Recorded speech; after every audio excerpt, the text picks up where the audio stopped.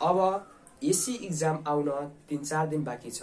तपाईहरु AC exam दिनु जानुभन्दा अगाडि केही पोइन्ट्सहरुमा टिप्सहरुमा ध्यान दिनुपर्छ।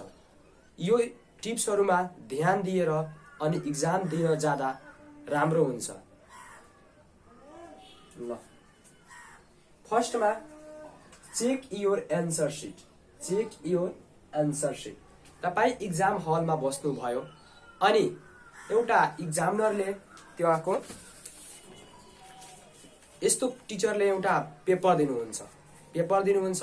त्यो पेपरमा पहिला चेक योर एन्सर शीट। आफ्नो जुन पेपर जुन दिनु भएको हुन्छ त्यो चेक गर्ने। के चेक गर्ने? यसमा सबै राम्रोसँग लेखेको छ कि छैन, कपी नम्बरहरु लेखेको छ कि छैन, कता फाटेको छ अथवा भाँचिएको छ अथवा पुरै प्रिन्ट राम्रोसँग गरेको छ कि छैन, यताउता भएको छ कि छैन, त्यो सबै हेर्नुपर्छ। त्यसपछि यसमा सबै जुन दिएको हुन्छ डिटेलहरु, त्यो डिटेलहरु यसमा नाम त हुँदैन, सिम्बल नम्बरहरु अनि सिम्बल नम्बरको त्यो अंकमा हुन्छ, वर्डमा लेख्नुपर्छ, त्यो अंकमा पनि लेख्नुपर्छ, नेपालीमा इंग्लिशमा दुवैमा दिएको हुन्छ। त्यस्तै भाषा दिएको हुन्छ, भाषाको माध्यम तपाई कुन भाषामा लेख्नु भइरहेको छ इक्जाम त्यो लेख्नुपर्छ। त्यसपछि अरु जुन डिटेल यसमा सोधिएको हुन्छ त्यो राम्रोसँग मेन्सन गर्नुपर्छ। त्यसपछि mention the same ink colour. मानौ कि तपाई इक्जाम दिँदै जानुभयो, यहाँ इक्जाममा लेख्दै जानुभयो, एउटा पेन लेख्दै जानुभयो, यो पुरै पेन लेख्नुभयो अनि यहाँसम्म लेख्नुभयो भने त्यही बेला तपाईको पेन खराब भयो। अब पेन खराब भयो भने अब अर्को कलरको पेन छ, मानौ कि पहिलादेखि कालोदेखि लेख्नु भइरहेको थियो, अब ब्लू लेख्नु पर्यो। तब के गर्नु होला? तपाई त्यो त्यहाँको टिचर जुन गार्ड खट्नु भएको हुन्छ त्यहाँ उहाँबाट यहाँ सिग्नेचर गराइयो होला। अथवा के हुन्छ कि पहिलादेखि नै कालो थियो तर त्यो पातलो कालो थियो, अब मोटो कालो पेनले लेख्नु पर्यो। त्यस्तो आवश्यकता आयो भने त्यहाँ पनि सिग्नेचर गराइहाल्नु होला त्यो गार्डको।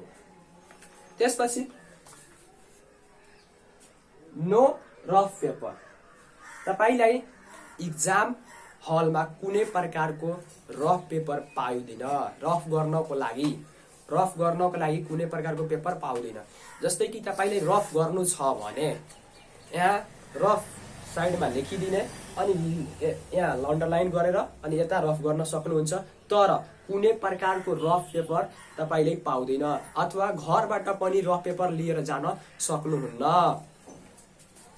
त्यसपछि don't leave your paper vacant भनेको चाहिँ मानौ कि तपाई यो पेपर पुरै भर्नुभयो, यो पनि लेख्नुभयो, यसमा पनि लेख्नुभयो अनि यसमा लेख्नुभयो अनि यो पेपरलाई छाडिदिनु भयो।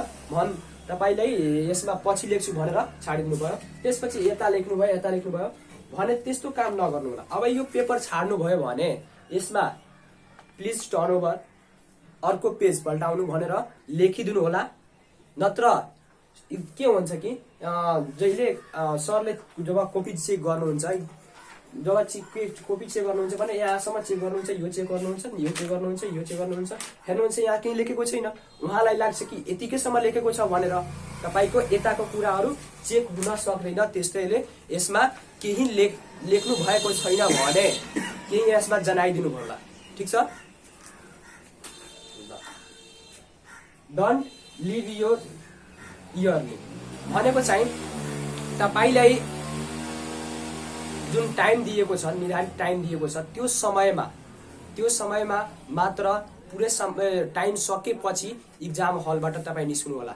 तपाईलाई 1 घण्टा भित्रमा तपाई इक्जाम हलबाट जान सक्नुहुन्न। यो 1 घण्टाको समयबाट बाहिर जान सक्नुहुन्न। अनि के हुन्छ हतारमा हामी लेखिहाल्छ अनि गइहाल्छ। त्यो बेला गएको बेला हामी एटेन्डेन्स गर्यो कि गरेन, सिग्नेचर गर्यो कि गरेन, मेरो कापीमा सिग्नेचर भयो कि भएन, त्यस्तो हतार नगर्नु होला। पुरै जति टाइम छ त्यो टाइम भरि बस्नु होला अनि राम्रोसँग इक्जाम दिनु होला। त्यसपछि एडिशनल पेपर तपाईलाई थप पेपर जुन आवश्यकता हुन्छ पेपर, त्यो पेपर चाहियो भने त्यो पेपर लिनु होला अनि त्यसमा के गर्नु होला, सिग्नेचर गराउनु होला। त्यो सिग्नेचर गराउनु होला। त्यसपछि जुन थप पेपर हुन्छ त्यो कतिवटा थप पेपर तपाईँ लिनुभयो, तपाईँ कतिवटा थप पेपर लिनुभयो त्यो मूल पुस्तिकामा मेन्सन गर्नु होला कतिवटा लिनुभयो भनेर। त्यसपछि टाइम म्यानेजमेन्ट, यो त सबभन्दा इम्पोर्टेन्ट हो। इक्जाममा हामीलाई टाइम म्यानेजमेन्टको ख्याल राख्नुपर्छ। न टाइम छ, जति टाइम छ त्यही अनुसार हामी आफ्नो एन्सर क्वेसन त्यो जति दिएको हुन्छ त्यो सबै लेख्न प्रयास गर्नुपर्छ। हामी टाइम म्यानेजमेन्टमा टाइमलाई हामी म्यानेज गर्नुपर्छ, जसरी पनि टाइम म्यानेज गर्नुपर्छ। नत्र इक्जाम छ 3 घण्टाको, तपाईँ 4 घण्टा जति टाइम आफ्नो सेटल गर्नुभयो त्यो पनि भएन। अथवा तपाईँ 2 घण्टामा लेखिदिनु भयो, हतार गरेर अनि लेखिदिनु भयो, त्यो पनि अब लेखेको सोच्नु भयो थियो पहिला के लेख्नु, अनि पहिला यताउता लेख्न सक्नुहुन्छ हतार गरेर। त्यसैले टाइम म्यानेज गर्नु होला। हामीलाई कुन क्वेसनमा कति टाइम दिने, कसरी लेख्ने भनेर त्यो टाइममा ध्यान दिनु होला। नत्र फेरि आधी लेख्नु भयो टाइम पनि सक्न सक्छ, त्यसैले टाइममा अलिकति ध्यान दिनु होला। ड्रेस एन्ड पर्सनालिटी, ड्रेस र अब तपाईँ इक्जाममा जानुहुन्छ भने सकभर प्रयास गर्नु होला स्कुल युनिफर्म लगाएर जानको लागि। जुन तपाईँको पोसाक छ स्कुलको त्यो लगाएर जानु होला।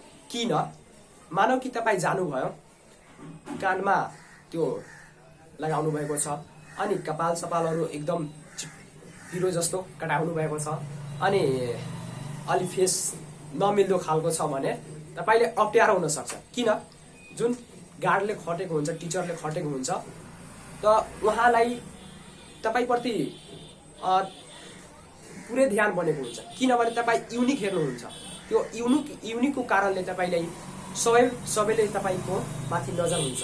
अब तपाईँ त्यो हेरेर तपाईँको कन्फिडेन्स लेभल जुन हुन्छ त्यो कन्फिडेन्स लेभल घट्न सक्छ। त्यसैले अलिकति राम्रोसँग पोसाक लगाएर जानु होला। केयर योर बिलोङ्स भनेको चाहिँ हामीलाई इक्जाममा के को आवश्यकता छ, पेन पेन्सिल के को आवश्यकता छ, त्यो सबै मेटेरियलहरू, स्टडी मेटेरियलहरू लिएर जानु होला। मानौ कि म्याथको इक्जाम छ अनि तपाईँ स्केल घरैमा छाडिदिनु भयो, कटा कम्पास घरैमा छाडिदिनु भयो, त्यस्तो अब त्यहाँबाट गएर म साथीसँग माग्छु भनेर त्यस्तो नगर्नु होला। आफ्नो सामान सबै लिएर जानु होला।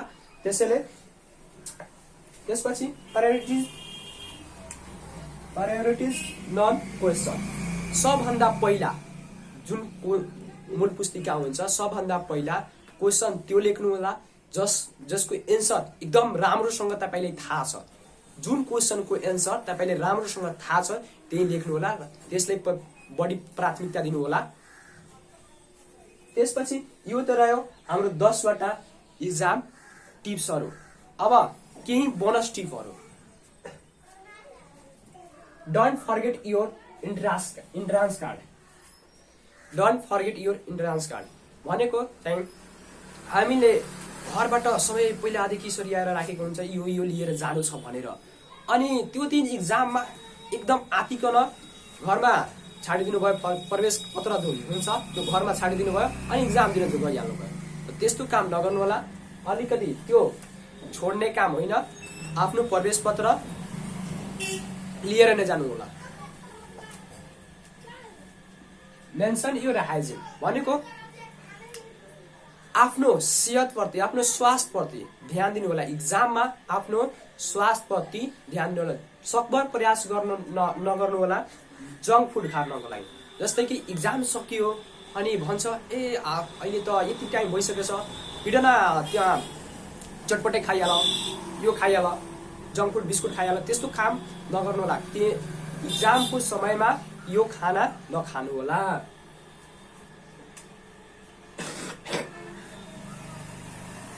Sleep well.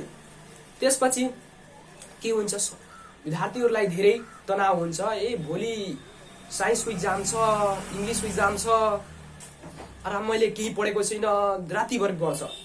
त्यस्तो काम नगर्नु होला। तपाईँले राम्रोसँग निन्द्रा नलिएको खण्डमा तपाईँको इक्जाम बिग्रन सक्छ। तपाईँ तपाईँको इक्जाम बिग्रन सक्छ। त्यसैले एकदम राम्रोसँग निन्द्रा लिनु होला, चाहिएको जति निन्द्रा लिनु होला। अन्तमा म